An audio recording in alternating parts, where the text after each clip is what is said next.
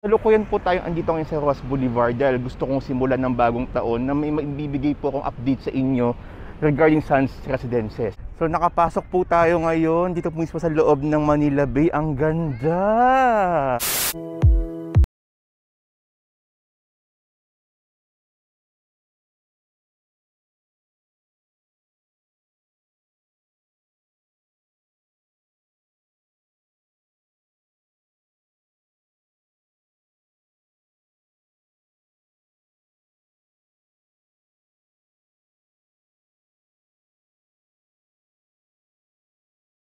Po ang pinakamaingay na SMDC YouTube channel na kung saan magtatatlong taon na pong hindi po kayo naiiwan sa lahat ng mga updates na kailangan nyo malaman.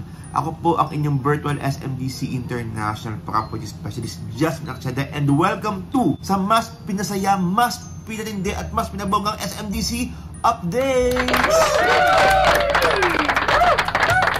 Okay, so magtatatlong taon na nga po tayo nagbibigay updates sa lahat ng mga SMDC investors sa anumang sulok ng mundo dahil naiintindihan po namin na dahil wala po kayo sa Pilipinas, sana ito pong channel na ito ay nakakapagbigay po sa inyo ng peace of mind at magandang updates. Ito po ang nagiging source ng information ng mga properties ng inyong kinuha. Naway kami po ay nagiging tulay para malaman nyo po ang lahat ng mga nangyayari or updates about your SMDC projects na kinuha. And syempre, sa lahat po ng mga hindi pa ho nakakuha, sana po ito rin po ang naging tulay nyo para malaman ang lahat ng mga SMDC projects. Happy New Year po sa lahat po. Lahat po ng mga nanonood ng video na ito. Happy New Year po, and sana talaga maging full of blessing, full of joy ang taong 2023.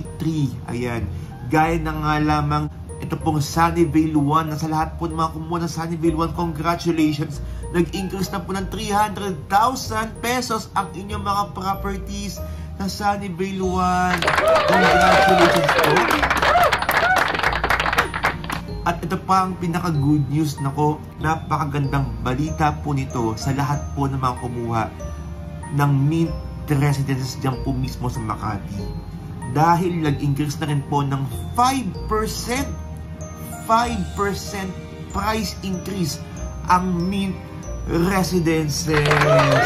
Congratulations po. Ayan, maraming salamat sa lahat po ng mga nagtiwala sa dalawang project na yan, sa lahat po ng mga owners, investors na kumuha ng Sunnyvale 1 located in Concepcion, Tarlac, at ang Mint Residences dyan po mismo sa Makati. Congratulations po, napakagandang blessings po bilang panimula ng 2023. Okay, for today's video po, bilang panimula po ng taong ito, meron po akong sorpresa para sa lahat po ng mga kumuha ng Sands Residences. Of course, gusto ko talaga simulan sa napakagandang updates, no, etong bagong taon, ito pong 2023. Last January 2 ay pumunta nga po tayo sa Sands Residences para syempre malaman nyo rin po kung ano nga ba ang status, updates, ano na nga ba yung kung gaano na nga ba kataas ang Sands Residences. And syempre, sumilit din po ako dyan, no, sa Manila Bay. Ako, napakaganda. Ayoko nang patagalin pa. Let's start in 5, 4, 3, 2, and 1. Okay, so isa po magandang araw po sa ating lahat and welcome back to my channel. Kasalukuyan po tayo andito ngayon sa Ross Boulevard dahil gusto kong simulan ng bagong taon na may maibibigay po akong update sa inyo regarding Sands Residences. No, sobrang hindi gaano maaraw, medyo gloomy. Today nga pala is January 2, 2023. Gusto ko ulit kayo batiin ng Happy New Year po sa lahat ng mga Pilipino sa anumang sulok ng mundo. At sa lahat po ng mga kliyente kong nagpaampaw, maraming salamat. Sobrang natouch talaga ako, hindi ko ina-expect. O yung mga nagpadala dyan, ako maraming salamat po. Okay, so as of January 2, ito na nga po yung bagong updates. Ayan, as of January 2 sa Sands Residences located in Ross Boulevard. Medyo mataas-taas na nga po, no, yung level natin.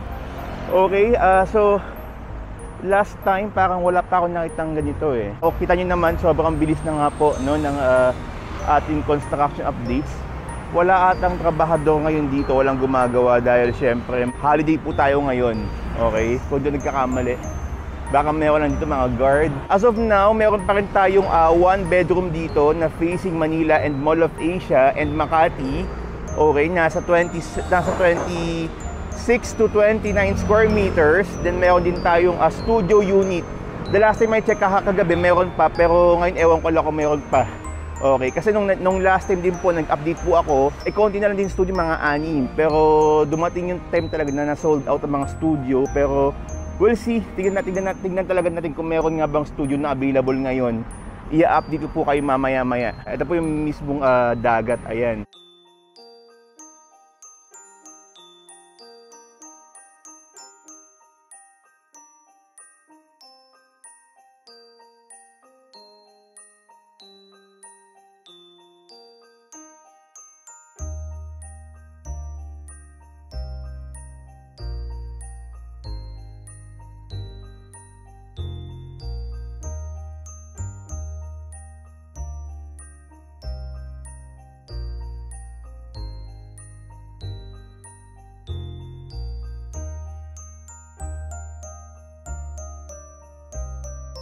Okay, so ito naman po yung facing Makati po niya. Ayan, ito po yung likod ng building mismo ng Sands Residences.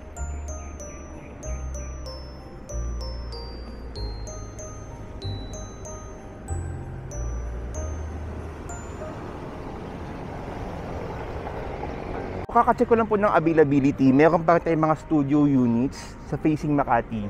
Okay, plus meron nga po tayong release na bagong batch, no, ng mga facing Manila Bay. So meron din tayong mga studio unit doon sa facing Manila Bay at 1 BR with balcony. So nasa 35th, 36th floor.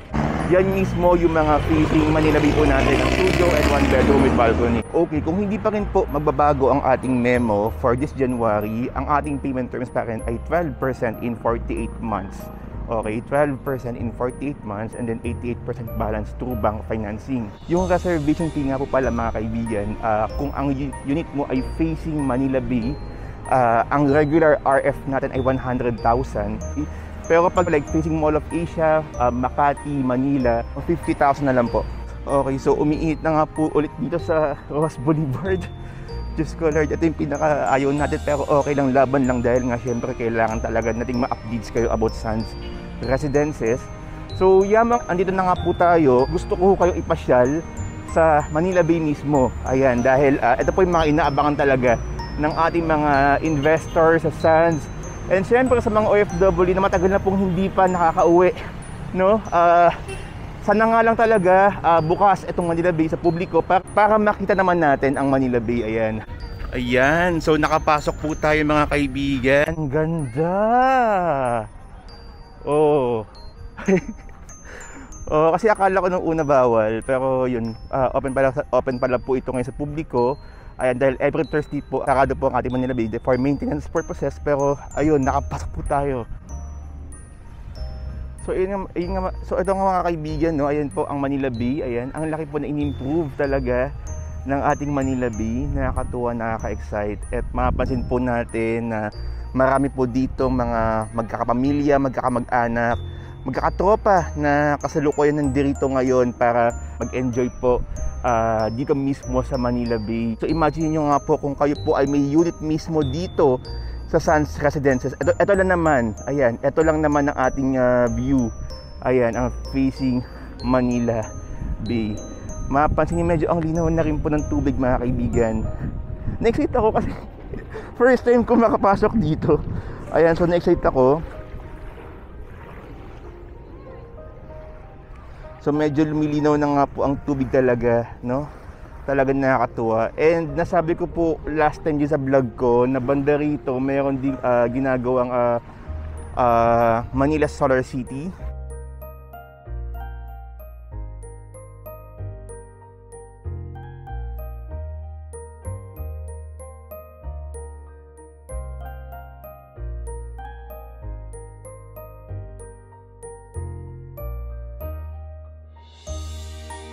Ayan, sobrang init lang talaga mga kaibigan.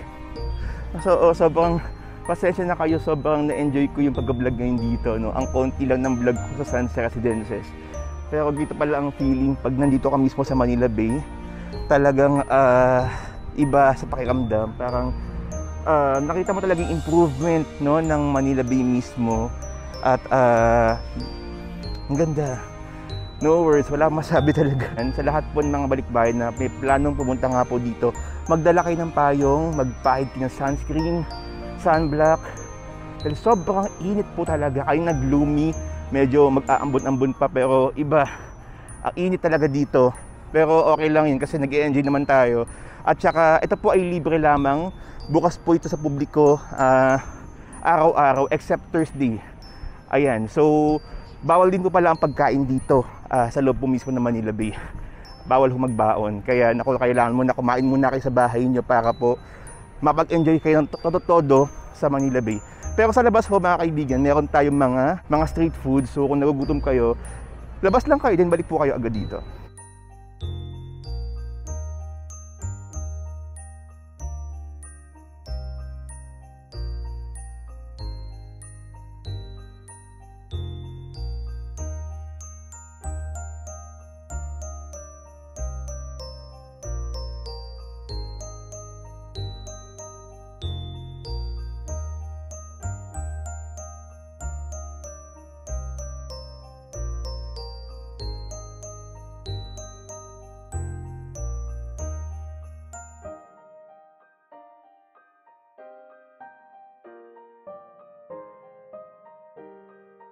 And that's all for today's video. Maraming salamat po sa inyong panonood mula sa simula hanggang dulo. Please don't forget to subscribe to my channel, Justin Archeda-SMDC TV, for more videos and updates. And syempre sa lahat po pala ng mga interested mag-invest, no, gustong simulan ang bagong taon 2023 para kumuha ng property sa SMDC, please message me on WhatsApp. That's 63-915-28143-5563, 915-28143-55. Muli po, ako po ang inyong virtual SMDC International Property Specialist, Justin Archeda. Ngayon, bukas at magpakailanman, hindi kayo maiiwan at hindi kayo mag-go sa lahat ng mga updates na kailangan nyo malaman. Again, maraming salamat. Stay safe po and God bless everyone.